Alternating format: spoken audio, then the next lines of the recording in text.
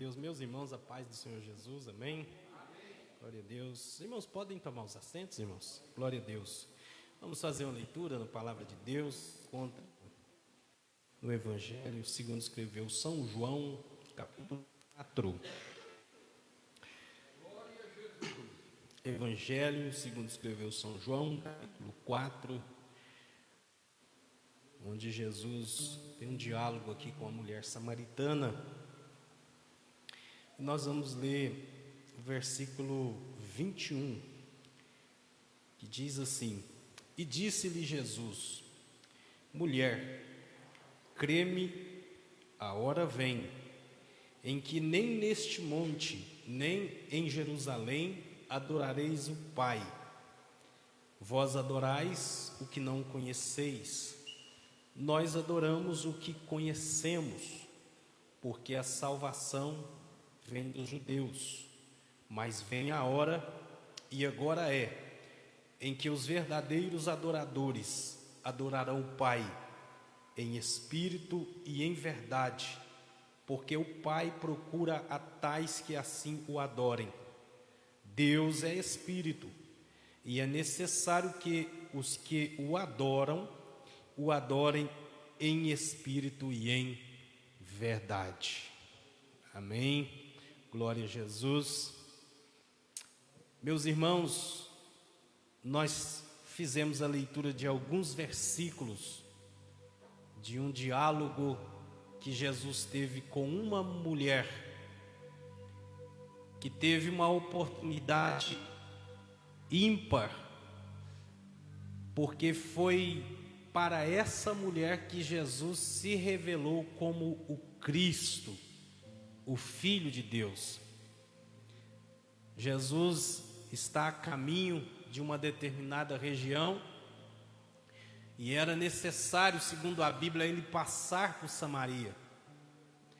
E os irmãos sabem muito bem que existia uma rivalidade entre os judeus e os samaritanos. Eles não se davam bem, eles não se comunicavam, e os judeus preferiam dar volta,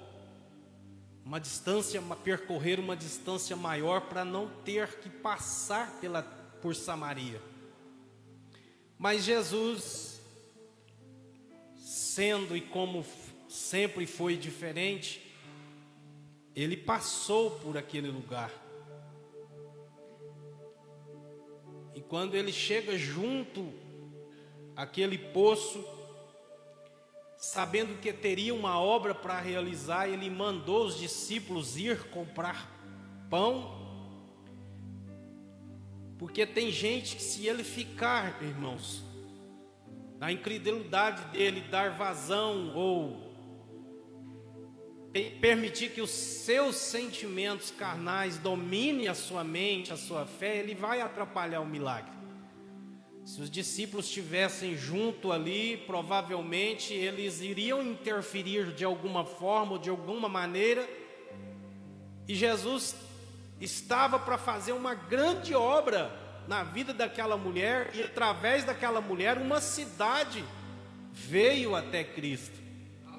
Então Jesus sabiamente mandou aqueles discípulos comprar pão. Tem muitas vezes, pastor Luiz, tem muita gente que tem que mandar eles comprar pão, porque eles atrapalham a obra.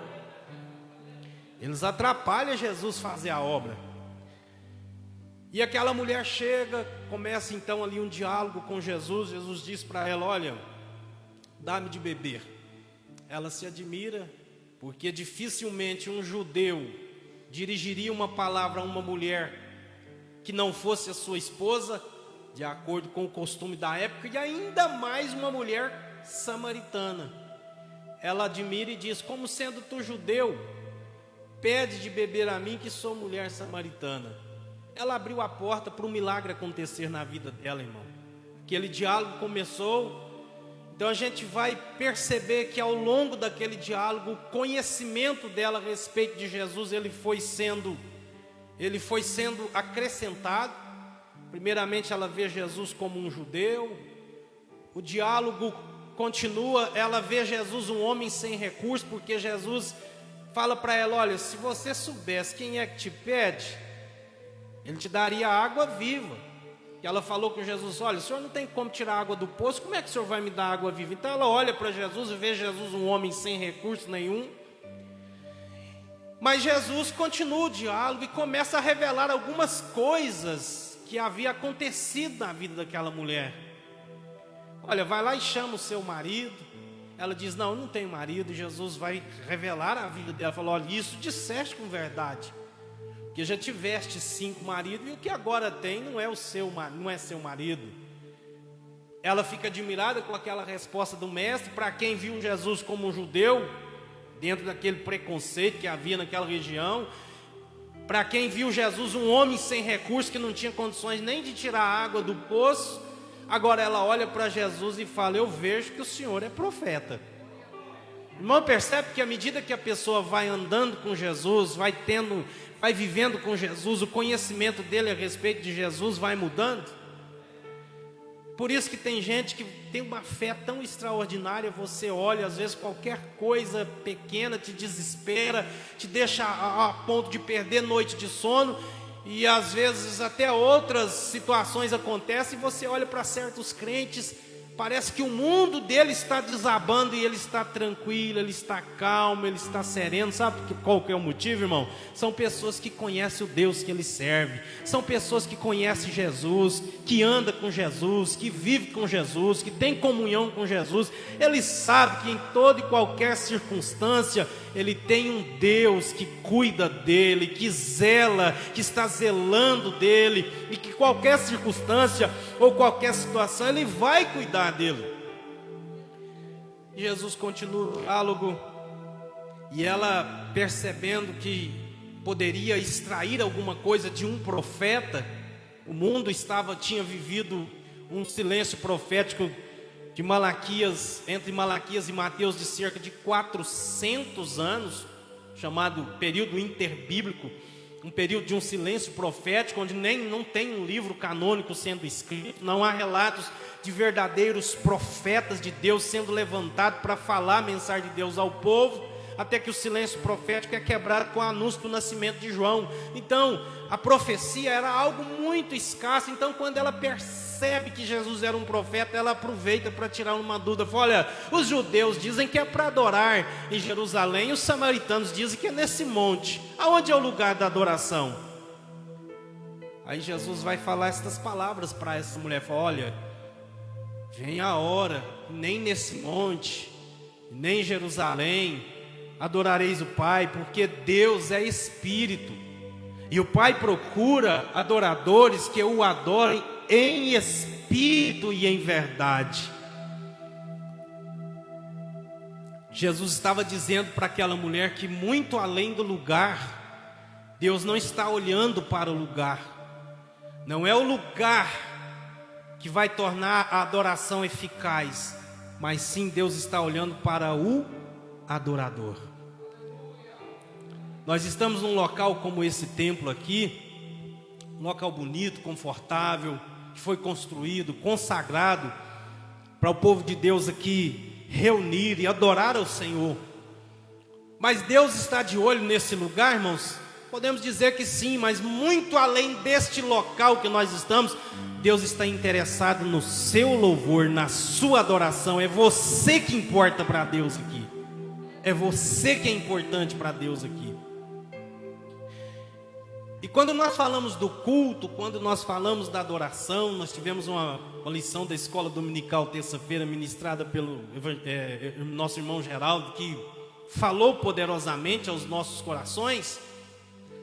E a gente percebe que nós precisamos constantemente de reformas. Nós precisamos constantemente de melhorar a nossa vida espiritual.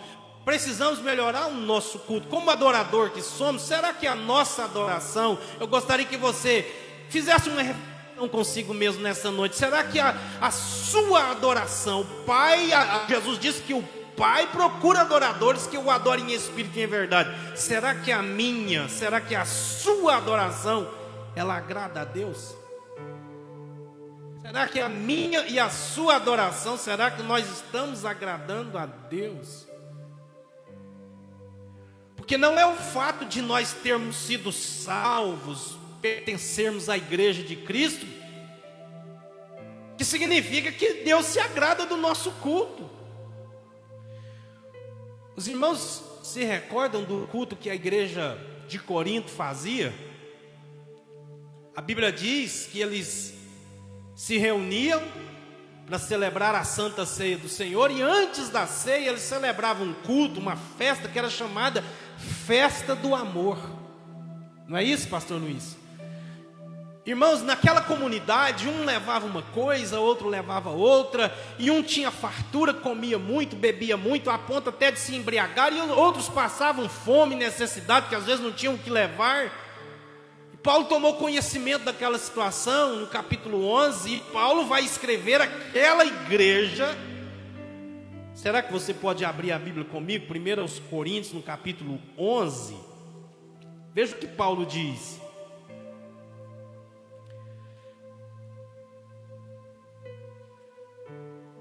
Olha como estava o culto daquela igreja.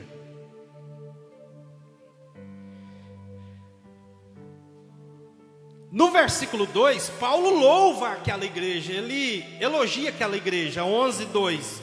Ora, eu vos louvo, porque em tudo vos lembrais de mim, e guardais os preceitos, assim como eu vos entreguei. Mas no versículo 17, Paulo corrige aquela igreja e diz assim: nisto, porém, que vou dizer-vos, não vos louvo, porque vos ajuntais não para melhor, mas para pior. Olha aí, irmãos, os irmãos estavam vindo para o culto, e vir para o culto é uma coisa boa ou uma coisa ruim? É uma coisa boa. Existem 3 coisas, eu já disse isso aqui, que quando eu estava fazendo o curso de teologia, o professor nosso dizia: olha, porque teologia não é para a gente se encher de conhecimento, teologia tem que ser feita com o objetivo da gente servir a igreja de Cristo, servir o reino de Deus. E o professor nosso dizia assim: olha, tem 3 coisas que é um termômetro na vida do crente: é oração, leitura da Bíblia e participação nos cultos e congregar. Então o crente que não congrega, o crente que não ora e o crente que não lê a Bíblia, ele pode avaliar a sua vida espiritual, porque tem uma coisa errada na vida dele. Ele não está bem com Deus. São coisas importantíssimas. O escritor aos Hebreus diz assim: num tempo de perseguição, quando o escritor aos Hebreus escreveu a carta aos Hebreus, irmãos, era um tempo de perseguição. Ser crente naquele período, ser perseguido pelo império, era sinônimo de ser perseguido pelos seus compatriotas judeus, perder bens, ameaça de morte, e muitos irmãos estavam deixando de congregar por causa da perseguição, e o escritor vai dizer: não deixe a congregação como alguns estão fazendo, porque ele sabia que quando nós nos reunimos para a comunhão, e ninguém aqui, irmãos, tem todos os dons. Ninguém aqui tem todos os dons. Um dia o irmão Paulo Sérgio deu uma palavra aqui, e uma irmã perguntou para ele, falou: olha, irmão, será que alguém pode ter todos os dons? E ele afirmou aqui, falou: não pode. Irmãos, aquilo foi uma dúvida que eu voltei para casa, porque eu fiquei pensando comigo: mas Jesus tinha todos, e Paulo também tinha todos os dons. Paulo, a gente vê ele falando que falava em línguas. Paulo tinha um ministério, ele era um mestre, ele era apóstolo, ele evangelizava, ele era um pregador. Mas aí eu percebi, e um dia conversando com meu pai, fui em Uberlândia e perguntei para ele, falei: por que não tem um crente que tenha todos os dons, sendo que Paulo tinha? E ele falou para mim, falou: não, Jesus é o exemplo divino e Paulo é o exemplo humano, só aconteceu com eles. Agora Deus repartiu os dons, usa o irmão Vinícius numa área, o irmão Joir noutra, o pastor Luiz noutra. Sabe por quê, irmãos? Para nós entendermos que além de dependermos de Deus, nós dependemos uns dos outros. Porque aquilo que eu não tenho, Deus usa você para me edificar, e aquilo que você não tem, Deus me usa para edificar a sua vida. É por isso que nós temos que nos reunir para congregar. E quando nós nos reunimos, a Bíblia diz que um tem salmo, um tem hino, outro tem cântico, um tem palavra, e nós somos edificados e voltamos para a casa fortalecidos, dando glória a Deus. Isso nos mostra que nós somos dependentes de Deus e dependentes uns dos outros, porque nós precisamos da edificação mútua. E sabe o que é dependência, irmãos? Vou fazer aquilo que eu sempre faço na sala de aula lá com os alunos, né, Cláudia? Aqui está o irmão, não sei seu nome, Jean. Jean, você não atrapalharia seu culto se eu pedisse para você levantar a mão, por favor? Você tem como levantar sua mão? As duas. Está vendo que quando ele tirou a mão do teclado, o teclado é dependente dele. A tecla é dependente dele. Agora, vamos supor que ele seja Deus. Agora, a mão direita é o Espírito Santo e a mão esquerda é Jesus. Coloca a mão na tecla de novo. Olha lá, irmão, o som sai. Assim é a nossa vida. É Jesus que sustenta a nossa vida. É o Espírito Santo que sustenta a nossa vida. E nós dependemos de Deus e dependemos uns dos outros para sermos edificados na fé e agradarmos a Deus. Então essa igreja aqui, ela não estava bem. O culto dela não agradava a Deus. E Paulo, como um líder, ele vai escrever e corrigir aquela igreja. Olha, nisso que eu vos escrevo, eu não vos louvo. Não é motivo de louvor, não. O culto de vocês não é motivo de louvor, não. O culto de vocês não está agradando a Deus, não, igreja de Corinto. Só que Paulo não escreveu para acabar com o culto. Porque muitas vezes, quando surge um problema, às vezes as pessoas querem acabar com aquilo. Falam, não, está dando problema, então não vamos fazer isso mais, não. Tem um trabalho de oração ali. Deu um probleminha, não, então vamos acabar com essa oração. Tem um trabalho que está sendo feito ali nos músicos. Deu um probleminha, vamos acabar com aquele problema. Paulo não escreveu para acabar com o culto. Paulo escreveu para melhorar o culto. Ele falou, olha, vocês estão se reunindo não para melhor, mas para pior. Mas a partir de hoje vocês vão reunir assim, que o Senhor Jesus, na noite que foi traído, tendo tomou o pão e tendo dado graça, partiu e disse. E ele vai dizer o que eu recebi do Senhor, o que também vos ensinei. Ele vai traçar, mostrar para os discípulos como eles deveriam celebrar a ceia, como eles deveriam realizar o culto. E a partir daquilo, colocando em prática, o culto deles seria um culto que iria agradar a Deus. Os irmãos lembram que na época de Jesus, durante seu ministério, teve um episódio que Jesus foi lá, pegou a mesa dos cambistas, pegou um chicote, expulsou, derrubou mesa, né? E tirou os cambistas dali. Cambista mexe com o que, irmãos? Com câmbio, com dinheiro. Aquele culto do templo parecia que era um culto fenomenal. Os discípulos uma vez passaram perto do templo e falaram, olha aí, olha esse templo, olha que pedras. Era um templo bonito, né, pastor Luiz? Foi modelado por Herodes, aquela coisa, aquela beleza, olha, estava a maravilha do mundo. Mas o culto ali não agradava a Jesus. Sabe por quê? O culto estava tão desvirtuado, que quando Deus estabeleceu lá no Antigo Testamento, o adorador, quando vinha para Jerusalém, porque o local de culto tinha sido escolhido por Deus, ele saía nas festividades. Havia 3 festividades que os judeus tinham de vir para adorar: a Páscoa, né, Pentecostes. E quando ele saía de lá, ele vinha trazendo lá da sua casa, talvez ele morava distante, ele vinha trazendo um animalzinho, uma oferta. Como adorador, ele trazia uma oferta para oferecer no culto. Irmãos, agora os irmãos imaginem uma pessoa que morava, supondo, 100 quilômetros de Jerusalém, ele pegar um animal, um cordeiro, e ter que levar aquele animal 100 quilômetros, irmãos, até Jerusalém. Que trabalho que dava, que sacrifício que era. Os sacerdotes que estavam vivendo uma vida, que abandonaram a genuína fé em Deus, viram naquilo uma oportunidade de negócio, e estabeleceram uma regra lá, falou, olha, vocês não precisam trazer a oferta mais lá do jeito que Moisés mandou, não. Agora, a partir de agora, as ofertas que vai ser, os sacrifícios que vai ser aceito no templo, é somente aqueles animais que é criado aqui pelos sacerdotes no templo. Então eles, ao invés de trazer a oferta, eles iam lá e compravam do sacerdote. Aí, irmãos, quando a coisa é dessa maneira, os irmãos sabem que a oferta, né, era muito adorador. Então eles colocavam o preço que eles queriam.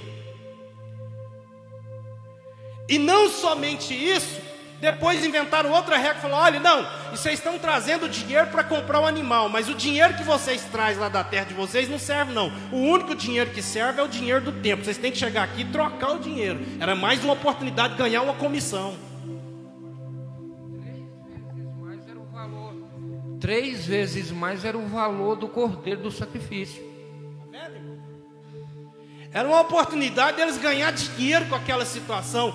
Aquilo parecia que estava tudo como Moisés determinou, mas aquele culto não agradava a Deus.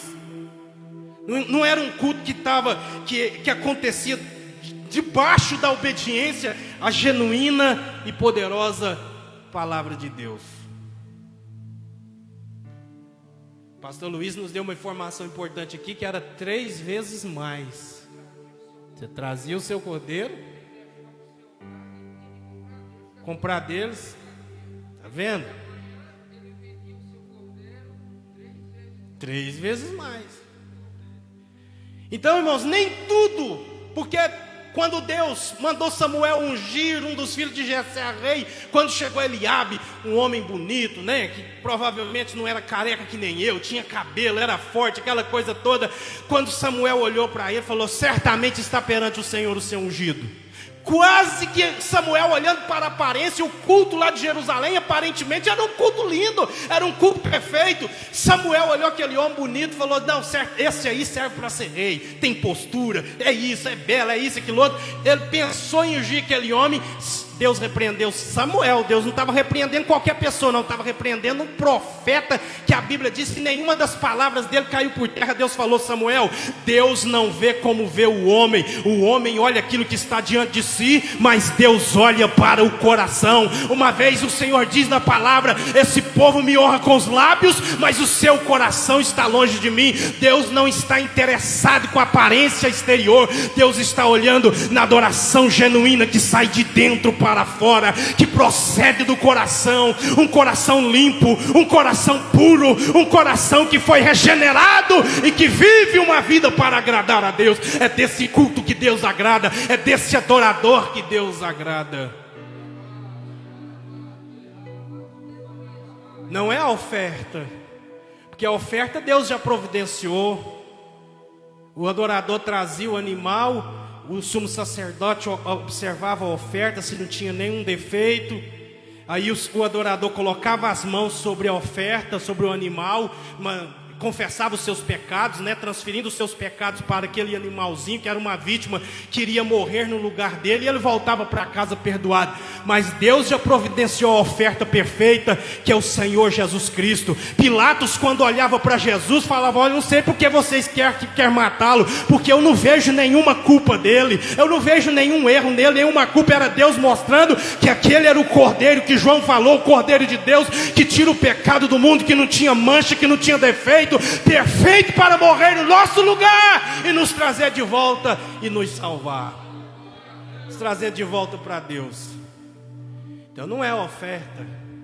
Os irmãos, vejam que lá naquele culto de Gênesis capítulo 4, Caim trouxe a sua oferta e Abel também trouxe a sua oferta. Aí a Bíblia diz que Deus agradou de Abel, do adorador, e da sua oferta. Deus reprovou Caim. Deus não atentou para Caim. Olha a ordem que Deus estabeleceu aí no culto. Primeiro o adorador, e consequentemente Deus não atentou também para a sua oferta.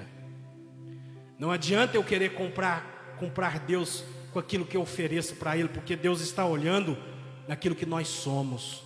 Não é o que temos, mas o que somos. E graças a Deus que nós somos um povo que foi salvo, perdoado pelo sangue de Jesus, e podemos oferecer a Deus um culto racional, um culto espiritual, um culto verdadeiro que agrada ao Senhor dos senhores e Deus dos deuses. E para finalizar a minha fala, eu me lembrei aqui de um culto, irmãos. Vou contar uma história, a gente aprendeu naquele é bom lá no Carmo, que sempre é bom nas mensagens você deixar uma ilustração, que se você esquecer o que eu falei, a ilustração você lembra.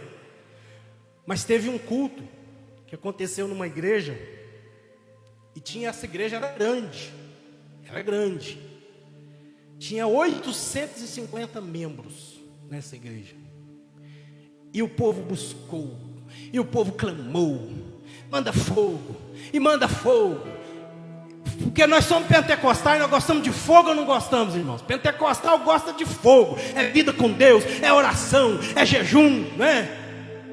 Uma vez perguntaram para W. Tozer, dizendo, qual que é mais importante, a oração ou a palavra?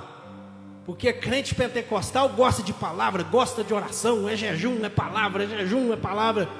Aí a W. Tozer respondeu para esse moço, qual que é mais importante para um pássaro? A asa esquerda ou a direita? Para ele voar. Então, igualmente, tanto a oração como a palavra é fundamental na vida do crente. E esse povo orava, e clamava, e falava, uma igreja grande, 850 pessoas. E foi clamando e buscando, e não teve resposta, não teve fogo. Era um culto bonito, era muita gente, era uma igreja cheia, mas não teve fogo, não teve resposta. Mas também teve uma igreja, e essa igreja não era grande, essa igreja só tinha um membro.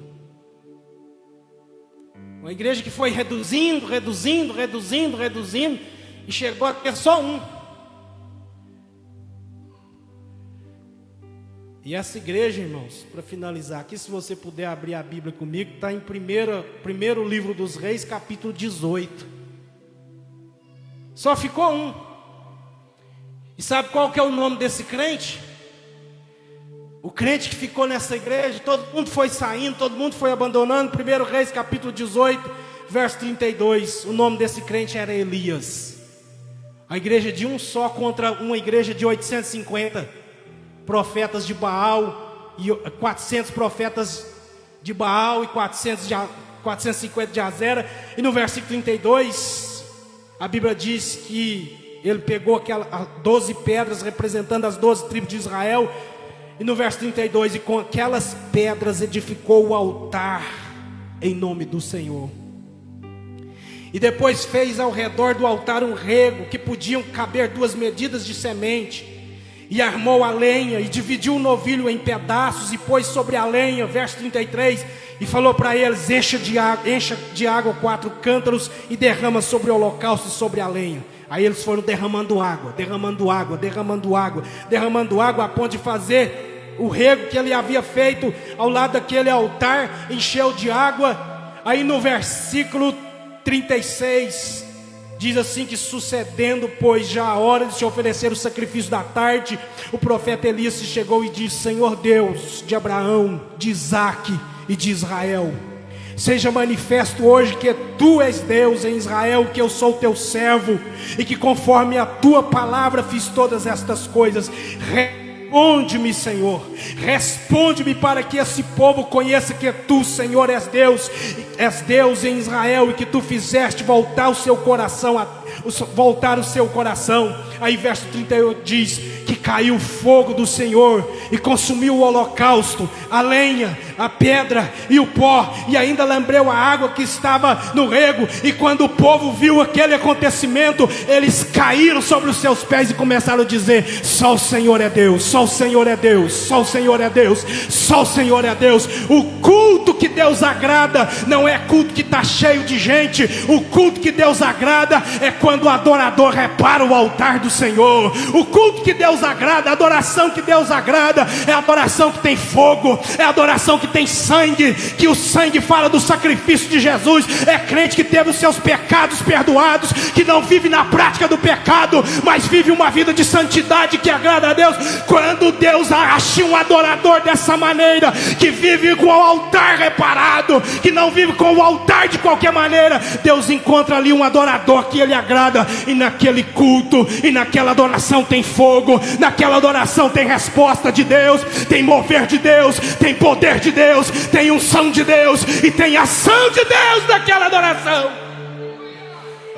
Eu não sei como você entrou aqui nesta noite, mas eu tenho esta palavra como aplicação desta palavra para a sua vida nesta noite. Repare o teu altar, irmão. Repare o altar, irmã. Vamos colocar o altar do Senhor em dia. Joga fogo nesse altar. A Bíblia diz que o fogo tem que arder continuamente sobre o altar. Não deixa o fogo se apagar, não. Não traz fogo estranho para a presença de Deus, que Deus não vai aceitar esse culto. Mas o fogo, quando vem do céu, o altar quando está do jeito que Deus quer, pode ter certeza que vai ter resposta de Deus, vai ter resposta do céu. Eu não sei qual é a causa que você vive, qual é o problema às vezes que aflige a sua vida, mas se você estiver como Elias estava, é noite de você entrar diante de Deus e saber que você ouve, serve um Deus que ouve, você serve um Deus que fala, você serve um Deus que vê, e Ele contempla a tua situação. E se Ele agradar do teu culto nesta noite, se Ele agradar da tua adoração nesta noite, Deus vai mandar fogo nesse altar, Deus vai mandar resposta do céu para a tua vida, e muitos vão olhar para o que vai acontecer na sua história e vai dizer: é Deus, é Deus, é Deus, é Jeová, é Jesus, é Deus que faz, é Deus que fez.